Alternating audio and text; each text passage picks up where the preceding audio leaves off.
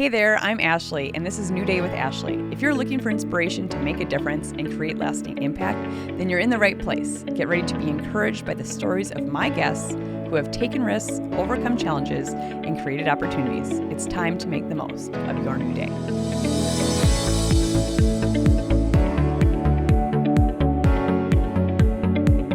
My guest today is an extremely passionate leader who is impacting the world well beyond the real estate market. Erik Hatch, CEO of Hatch Realty and Hatch Coaching, inspires everyone he crosses paths with and ultimately wants you to win. And so we are approaching this with a totally different method. We have at Hatch Realty since 2014 hired and brought on nearly 100 realtors. And in an industry where 87% of people fail in the first 5 years, we've had 100% success. Wow. Okay. We've inverted that mightily because we are operating with a different plan and a different structure. And I have people in my world that are making over $500,000 a year net with like no risk, no overhead. Show me the way, because I'll sign up for that any day. But we're finding people a niche, and we're giving them a platform in which to build a really great business. And we have a blueprint that is idiot proof. It's a blueprint that can be adopted by any realtor in the community. I actually think that this book is translatable to a whole bunch of other industries, but I wanted not to be on every bookshelf. Sure. I needed to be on the bookshelves of realtors and to find a better path for them. Because there's a book in the early 2000s, late 1990s, written by Gary Keller, who owns Keller Williams. It's called The Millionaire Real Estate Agent.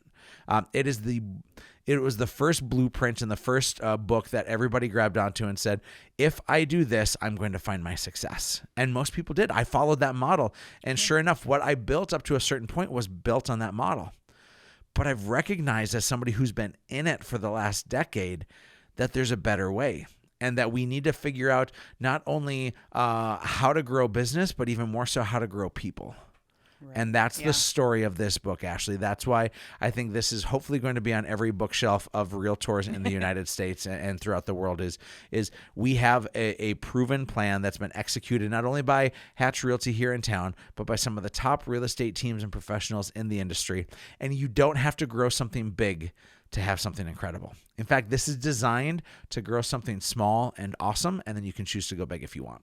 Awesome. If I were to do it over again, I'd stay smaller. Really? Having learned the lessons and understanding the things that are there, I think that it is easier to move a small ship than a cruise ship. Well, yeah. And the cruise ship is pretty fun, and it comes with a new level of stresses that most people shouldn't sign up for. Sure.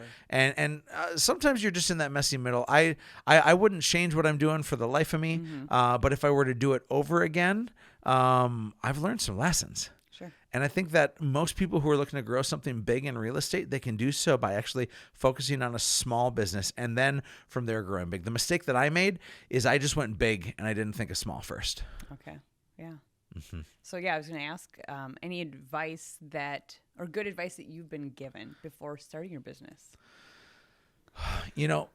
or wish you would have had in hindsight. Oh my gosh. I think that one of the things that people fail to understand is the value of a coach. Of course, I'm a coach.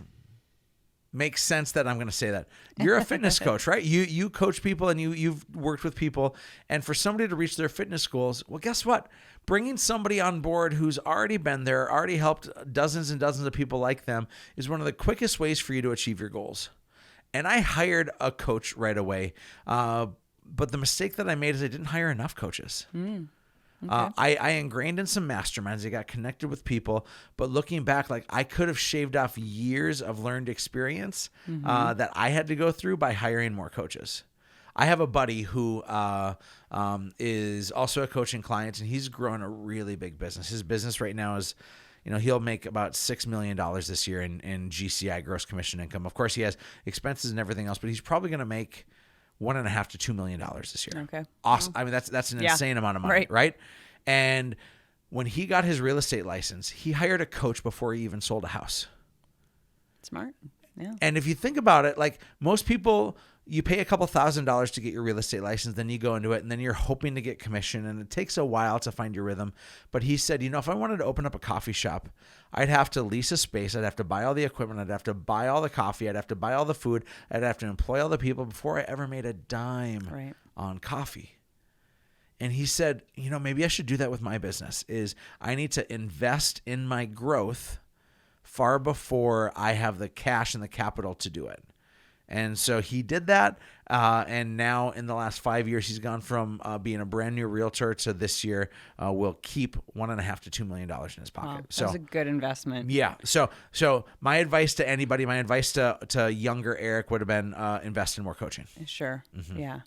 And that would be advice going forward then too. Like, yeah. So I hire coaches right now for seasons. I hired a guy, his name's Leo Pareja. He used to be the number one realtor for Keller Williams in the entire world. He's now, I think, like the number 3 or number 4 guy for EXP, another national company. And I hired him to be my coach for 5 months. And I had 2 specific things I was looking for. And man, did he help me. He gave me so much insight. And so I'm very specific now. If I'm a golfer, I need somebody to be my swing coach, and I need somebody to be my chipping coach, and I need somebody to be my putting coach, where they're the best of the best at what they do. And I'm at a point now where I've elevated my game, where I'm trying to find those little nuanced pieces. I don't need a new idea. I have enough ideas. That's why I have all these damn businesses. Right. I instead need to work on adjusting the little things, because a little thing for somebody who is moving fast ends up being a pretty big thing. Awesome. So tell me something I don't know about you. Well, I maybe not just me, but other people.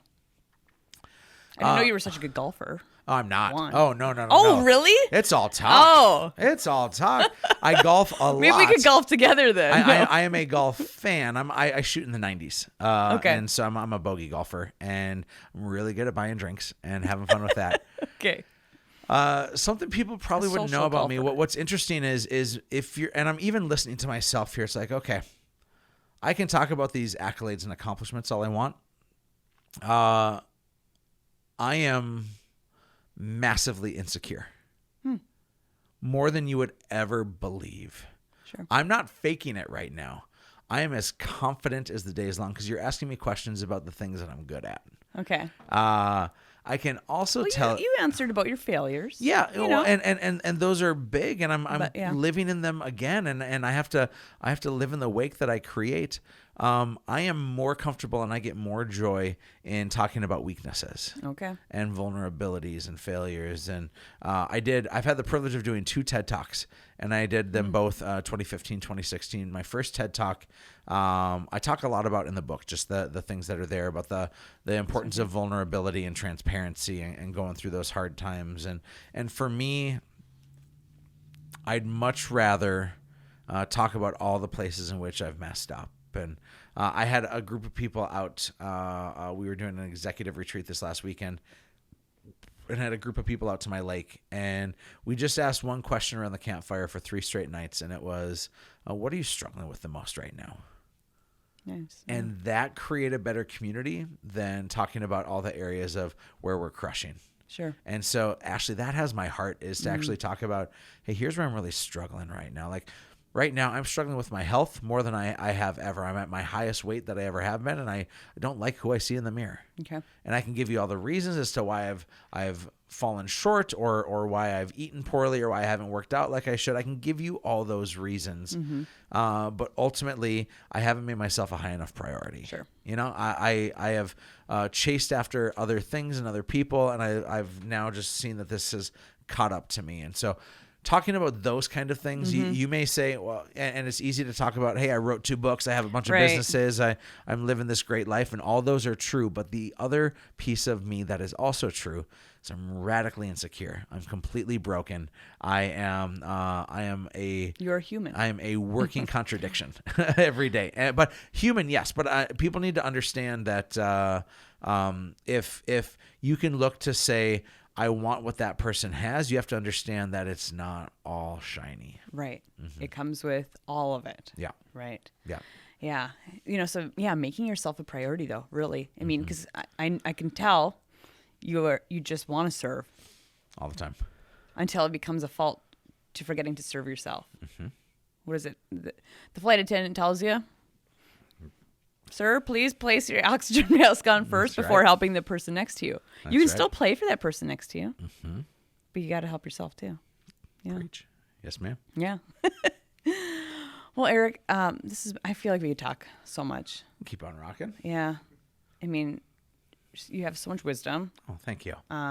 So amongst everything that you've done, I know all of your accomplishments, and that's not what you're all about either. Just the person that you are, I respect so much. Oh, thank you so much. What you're doing in the community is amazing, and across the country. Oh, internationally too? Yeah, Canadians. Do we Yeah. mention that? We got across it. the world, right? That's right. Prestige worldwide. That's what I'm doing. Yeah. But you're helping lead the way for all these other people to, make the most of their new day is what I like to say. But really make a difference and an impact. So thank you for all that you do. Thanks, Ashley. This and was that you're fun. doing. Yeah, thank you. You bet. And we'll have to get together again. Delightful. Wow, what a great episode. Thank you so much for joining me. It's always so inspiring sharing these stories. To listen to the full conversation, head over to Spotify or Apple Podcasts or wherever you get your podcasts. Remember to like and subscribe. I would love if you could leave me a 5-star review. This helps us reach and engage with more people. Join me next week, and until then, make the most of your new day.